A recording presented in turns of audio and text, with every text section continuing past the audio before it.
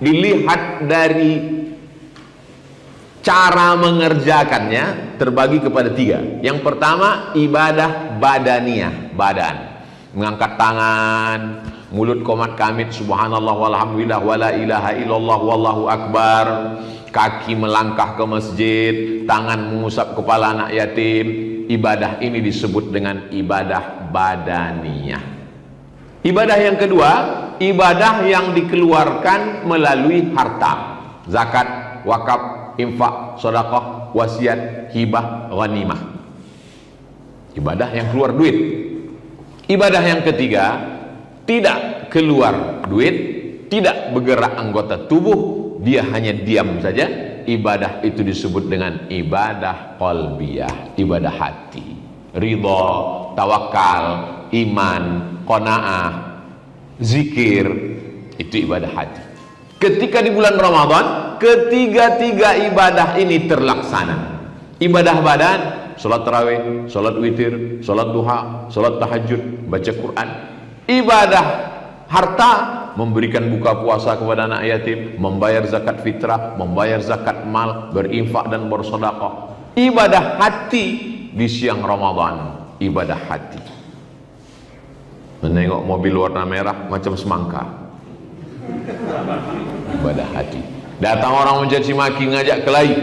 In syatamahu ahadun, kalau ada satu orang mengajak dia berkelahi caci maki, qatalahu, mengajak dia berkelahi caci maki, falyaqul, hendaklah dia jawab dua kali, inni shaim, inni shaim.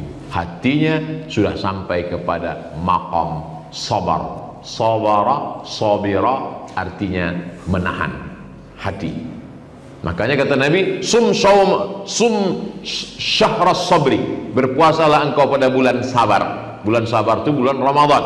Selalu dikatakan imsak, menahan. Makna sabar itu artinya imsak, tahan mata, tahan telinga, tahan akal, tahan hati, ibadah hati. Makanya zikir itu dua-duanya berjalan. Badannya berjalan, la ilaha illallah, la ilaha illallah, la ilaha illallah, dan hatinya juga berjalan, tetap mengingat di dalam. Mulut menyebut, hati mengingat. Ramadan tiga-tiganya ada. Ibadah badan, ibadah harta, ibadah hati. Dua, pembagian ibadah menurut substansi isinya. Ada yang pure, murni, original 100% ibadah. Tapi ada yang satu lagi, ibadahnya cuma 1%. Yang 99 hanya rutinitas biasa saja. Tapi dia bernilai ibadah. Mana yang pure ibadah? Salat, zakat, puasa, haji, pure. Ada rukun, ada syarat, ada wajib, ada sunat, ada yang membatalkan, ada yang makruhnya. Maka ini disebut dengan ibadah. Yang satu lagi adalah amal-amal perbuatan bernilai ibadah. Makan, makan bukan ibadah, tapi begitu disebut nama Allah, bismillah, maka dia menjadi ibadah. Masuk toilet, WC, kamar mandi, bukan ibadah, karena semua melakukan itu. Tapi orang Islam merubahnya menjadi ibadah, karena dia sebut nama Allah. Allahumma inni a'udzubika minal khubuthi wal khaba'is. Tidur bukan ibadah, semua tidur. Bahkan selalu orang kalau sudah menyebut tidur itu pasti ayam. Tidur-tidur ayam. Ayam pun tidur. Tapi kenapa tidur kita ibadah? Karena sebelum tidur menyebut nama Allah. Bismika Allahumma ahya. Wow. Maaf, berhubung kelamin, menikah, ibadah. Padahal semua melakukan. Kenapa dia menjadi ibadah? Sahabat bertanya, kenapa dia ibadah ya Rasulullah? In wada'ahu fi haramin hallahu wizrun. Kalau diletakkannya di tempat yang haram, apakah itu ada dosanya? Kata sahabat, berdosalah ya Rasulullah. Maka begitu juga kalau diletakkannya pada yang halal, maka dia menjadi ibadah. Makanya banyak jamaah ketahuan sama istrinya, dia menikah 2, 3, 4 sekian kali, pas ditanya, kenapa bang tak kasih tahu? Ini ibadah deh. Ibadah tak boleh riak gitu. Makanya dalam surat Al-Kahfi ayat 110, ayat yang terakhir, Faman kana yarju liqa'a rabbih, siapa yang berharap berjumpa dengan Allah, falyamal amalan salihah wa la yusyrik bi'ibadati rabbih ahada. Amal soleh satu, ada namanya ibadah. Yang satu ini memang ibadah, tapi yang satu lagi adalah amal bernilai ibadah. Di bulan Ramadan dua-duanya ada. Semua langkah kaki, kedipan mata, bisikan telinga, ucapan lidah, dari mulai dia makan sahur, imsak sampai tenggelam matahari, maka itu semua bernilai ibadah. Lalu kemudian bagaimana kita bisa memahami dia ini adalah amal, ini adalah ibadah? Kalau dia rukun, syarat, wajib, sunat ditetapkan melalui sunnah, tak boleh dirubah, tak boleh digeser, ibadah. Maka kita boleh berkreasi dalam amal soleh. Dalam ibadah kita tak boleh berkreasi. Berkreasi dalam ibadah puasa. Orang lain berbukanya jam 6.30, dia buat buka jam 11. Tak boleh. Maka ini sudah ditetapkan oleh Nabi SAW. Orang lain bayar zakat fitrahnya, dia tetapkan wajib, yang ini 2,5, dia buat 8,5 wajib. Kalau tidak berarti tak cukup. Tapi kalau dia mau lebih sekedar tatawwu, baik. Yang tak bisa diotak-atik ibadah. Adapun amal soleh, man sanna fil islami sunnatan hasanatan, siapa yang membuat tradisi yang baik, falahu ajruha, dia dapat pahalanya. Selama ini hanya mengasihi santunan, ya satu paket fakir miskin anak yatim. Tiba-tiba dia buat tradisi yang baik, memberikan santunan 100 paket buka bersama di masjid apa gue? Al-Ikhlas Palace, Rumbai. Nanti sore 100 paket selama 30 hari. Duitnya dari mana? Wallahu a'lam bishawab. Kita cuma share saja. Jamaah dimanapun berada, Anda ingin masuk surga, cepat meniti titian Shiratal Mustaqim, masuk tanpa hisab, kirimkan ke nomor rekening berikut ini. Kita tak tahu, duit bukan punya kita, punya Allah Subhanahu wa ta'ala. Poin ketiga, bahwa ada ibadah yang putus, tapi ada pula ibadah yang mengalir. Ibadah juga namanya. Abdul Somad membeli nasi bungkus, dia kasih ada orang makan, habis nasi itu, habis, putus. Tapi kemudian ada ibadah yang tak putus. Itulah dia orang yang mewakafkan semen, batu bata, kerikil, keramik. Maka ini mengalir sampai hari kiamat. Ba'da matis samawati wal ard, sampai dunia ini kiamat. Setiap orang yang i'tikaf, baca Quran, berzikir di tempat itu, mengalir pahalanya. Maka ini juga adalah bagian dari ibadah. Amaliyah dalam kurung ibadah. Kenapa ada amaliyah, ada ibadah? Karena ada ibadah mahdhah, pure, murni, 100%. Ada amal-amal yang bernilai ibadah. Wa ma khalaqtul jinna wal insa illa liya'budun. Kalaulah betul-betul bunyi ayat itu liya'budun, mesti ibadah mahdhah, bagaimana kita mencari nafkah? Bagaimana kita membesarkan anak-anak? Bagaimana kita bekerja? Tapi karena ada pembagian ibadah dengan mahdhah, ghairu mahdhah, maka disitulah kita bisa berkreasi, bisa hidup, dan semua aktivitas kita bernilai ibadah. Sekarang urutan Ramadan dari A sampai Z. Saya urutkan dulu dari mulai malam itu. Dimulainya kapan? Ketika azan maghrib, disitulah malam bermula. Tapi katanya jam 12 malam, itu malam tahun baru, Januari, Februari. Sedangkan malam dalam Islam dimulai azan maghrib berkumandang. Selepas azan maghrib sholat isya. Habis sholat isya sholat tarawih. 1 kali istirahat tarwihah, 2 kali istirahat tarwihah, 3 kali istirahat tarwihah, 3 kali istirahat tarawih. Yusalli arba'an, dia sholat 4 rakaat, berhenti. Yusalli arba'an, dia sholat 4 rakaat, berhenti. Yusalli salasan, dia sholat 3 rakaat, berhenti. Berhenti, tarwihah, tarawih.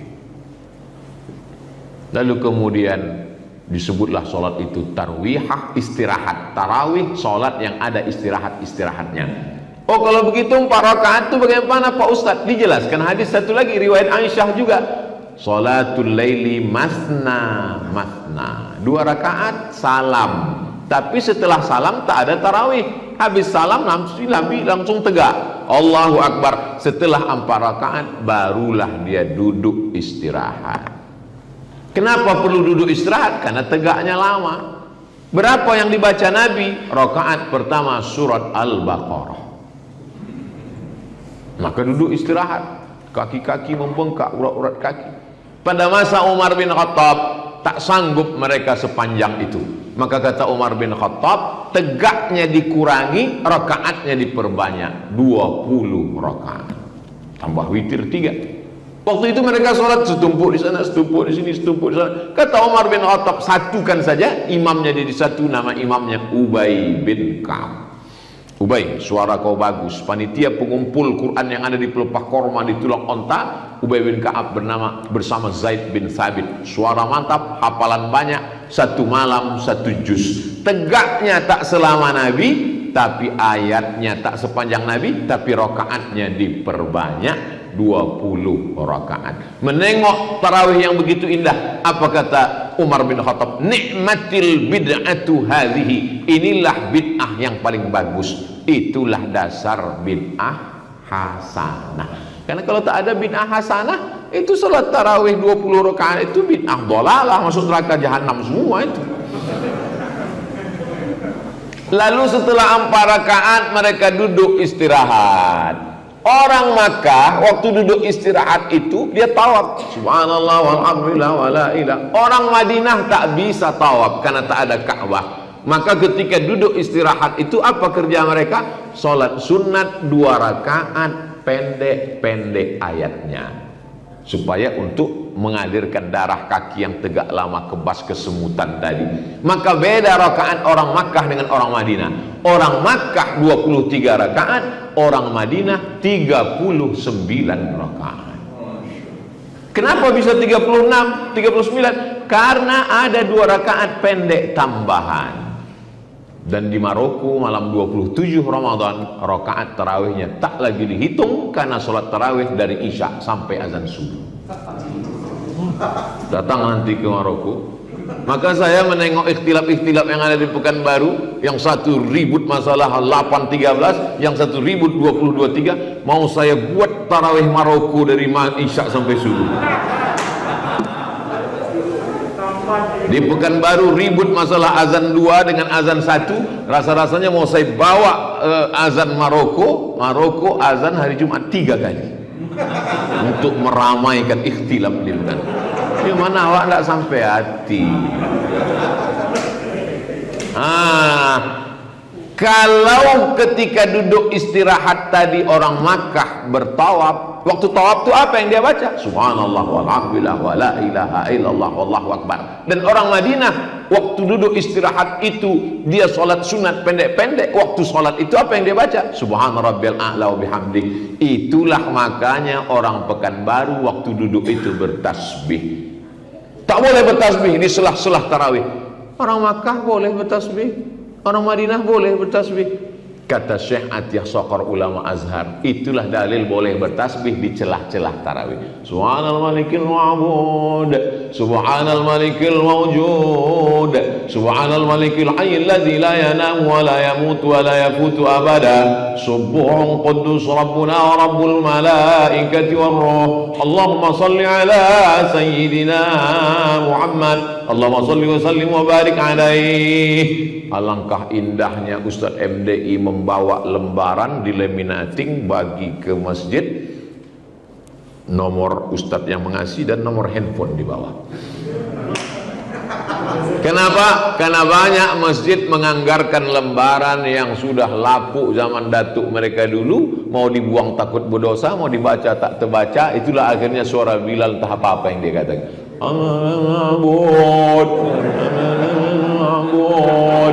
Imamnya lambek, makmumnya cabut gitu.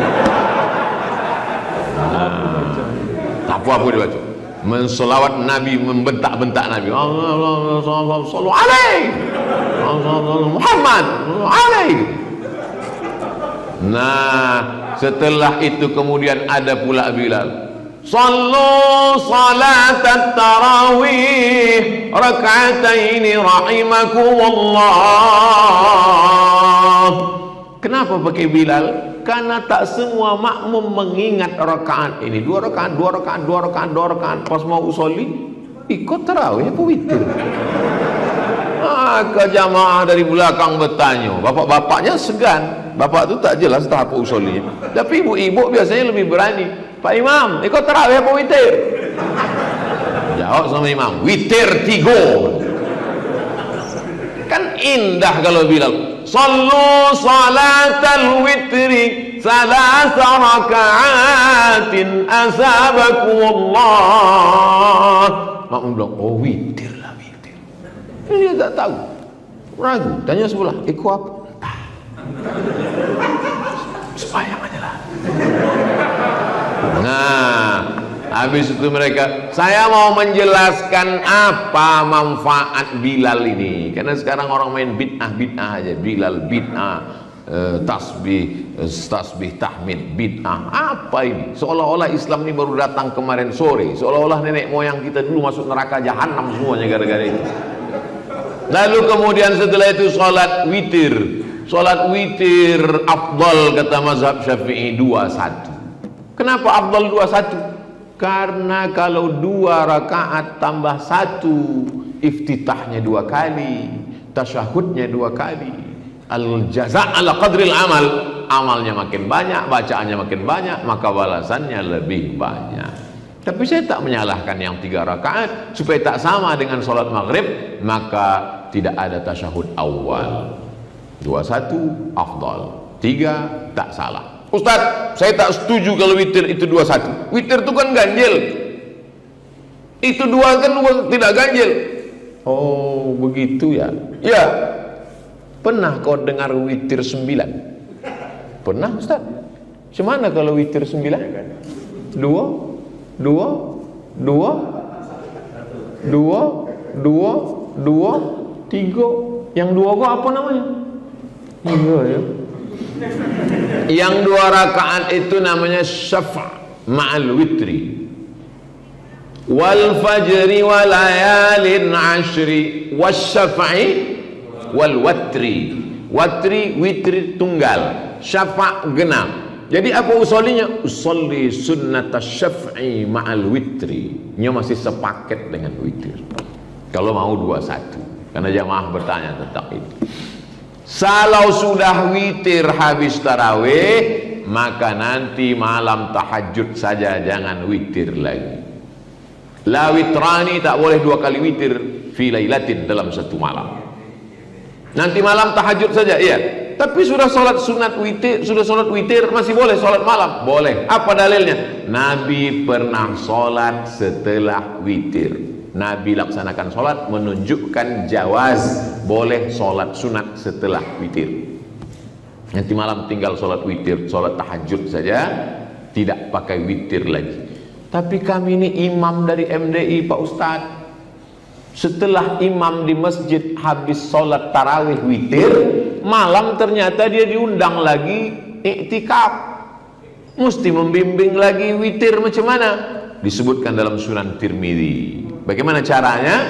Sholat 1 rakaat untuk menggenapkan 3 witir yang setelah tarawih. Tadi setelah tarawih witir 3 rakaat, ya. Nanti malam kalau mau jadi imam di iktikaf ceramah, sholat 1 rakaat menggenapkan witir. Ini tak pernah saya ceramahkan di jamaah umum. Ini untuk ustadz-ustadz saja. Karena kalau saya ceramah cuma umum, payah saya menjawab apa usollinya biar. Sholat sunat 1 rakaat menggenapkan witir yang 3 tadi sehingga menjadi 4. Lalu kemudian dia menjadi imam sholat tahajud, dan setelah tahajud dia sholat witir 3. Kalau begitu malam itu witirnya menjadi 7. 3 1 3 7 bagi ustadz-ustadz yang dapat tugas nanti di 10 terakhir. Habis tadarus. Darasa yadrusu, satu. Tapi kalau saya baca Quran, Ustadz mendengarkan saya, kita mesti sering mendengar, jangan hanya bicara. Ambo kalau Ramadan dari dulu, ambo kosongkan 3 malam. Ambo pergi ke daerah Pasir Putih, ambo pergi ke daerah Kubang, ambo pergi ke daerah Pantai Cermin. Ambo cari masjid-masjid, ambo sholat di situ di sop paling belakang untuk mendengar, supaya kita tahu rasanya jadi jamaah. Jumat pun begitu. Hari kau buya khutbah di mana? Ambo ndak khutbah, ambo ingin jadi jamaah. Ternyata menjadi jamaah jauh lebih berat daripada jadi ustaz. Mengantuknya minta ampun. Dari kita menjadi jamaah itulah tahu kita bagaimana menjadi ustaz. Ambo mendengar ustaz menceramah itu salamnya Assalamualaikum warahmatullahi. Oh, ternyata tidak semangat kalau ustaz. Maka ambo ubah Assalamualaikum warahmatullahi wabarakatuh. Dari jadi jamaah itulah wak tahu bagaimana mestinya menjadi khatib. Jamaah yang dimuliakan Allah, hari ini Palestina sedang terjajah. Oh, maka disitulah awak sedang melayang. Aku ambo kalau sedang ambo jadi khatib, di situ ambo gas. Mana jamaah itu yang paling bergoyang macam pokok kayu di tepi sungai? Nah, di situ ambo gas. Palestina sedang terjajah hari ini. Ini pun terjaga. Awak belajar dengan keadaan. Jadi kita mesti mendengar, lalu kemudian tadarus, artinya kita mendengar bacaan orang, tadarus, mesti diteruskan tadarus. Setelah itu istirahat, tidur jam 10, 11, 12, 1, 2, 3, bangun jam 3, bangun sholat sunat pertama, sholat sunat wudu. Aku dengar suara dafana alaika baina yadaya fil jannah, suara gesekan selop sendalmu di surga. Apa amalmu hai Bilal? Kata Bilal, aku tak pernah meninggalkan solat sunat wudu. Usolli sunnatal wudu raka'atain lillahi ta'ala. Habis itu solat sunat taubat. Ma min muslimin yuznibu dzamban, ada orang buat dosa, summa yatatahhar, bersuci mandi, berwudu, summa yusolli raka'ataini, solat sunat taubat 2 rakaat. Usolli sunnatat taubat. Yang ketiga, solat sunat tahajud. Wa minal laili, dari sebagian malam, fatahajjat bihi nafilatan lak asa ayyab'atsaka rabbuka maqaman mahmuda. Setelah itu baru sholat sunat hajat. Kita kalau ada hajat, kasih dulu hadiah, baru sampaikan hajat.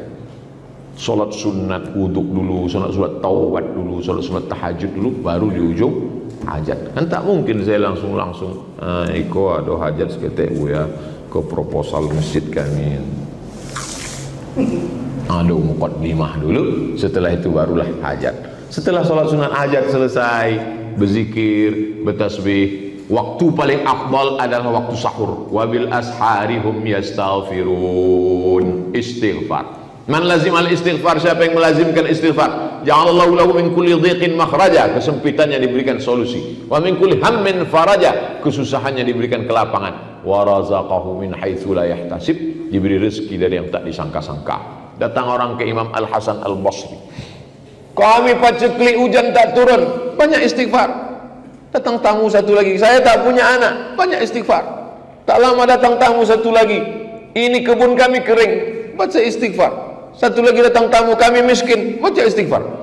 Kata jamaah yang ada di situ, nampaknya Imam Hasan Basri ini ilmunya istighfar aja, tidak ada ilmu lain. Kata Imam Hasan Al Basri, faqultu astaghfiru rabbakum innahu kana ghaffara. Kalau kau beri istighfar, Allah mengampunkan. Wa yumdidukum bi amwalin, dikasihnya kau harta. Wa banin, dikasihnya kau anak. Wa yaj'al lakum jannatin, diberikannya kau kebun-kebun. Wa anhara, sungai-sungai. 5 diberikan karena istighfar. maka perbanyak istighfar. Astaghfirullahaladzim sepanjang-panjang. Allahumma anta rabbi la ilaha illa anta khalaqtani wa ana abduka wa ana ala ahdika wa ahdika masata'tu a'udzubika min syarri ma sana'tu wa mulaka bi ni'matika alayya wa abu bi dhanbi faghfir li fa innahu la yaghfiru dzunuba illa anta.